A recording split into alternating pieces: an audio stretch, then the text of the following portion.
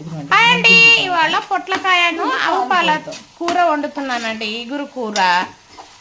ముందుగా పొట్లకాయని మా గార్డెన్లో కోసిన పొట్లకాయని సన్నగా తరిగి శుభ్రంగా కడిగి ముక్కలు పక్కన పెట్టాలండి. ఆ తర్వాత ఒక ఉల్లిపాయ సన్నగా తరిగి పక్కన పెట్టానండి.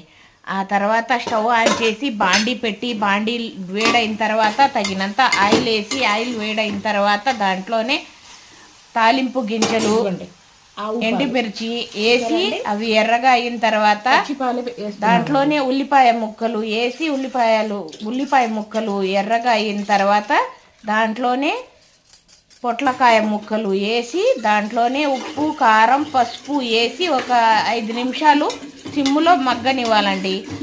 కొంచెం మగ్గిన తర్వాత అండి పొట్లకాయ ముక్కలు బాగా మగ్గిన తర్వాత దాంట్లో పచ్చి ఆవు పాలు వేసి ఇంకో 10 నిమిషాలు సిమ్ములో పెడితే ఇంకో 5 నిమిషాలు పొట్లకాయ ఆవు పాల కూర కమ్మటి కూర రెడీ అండి.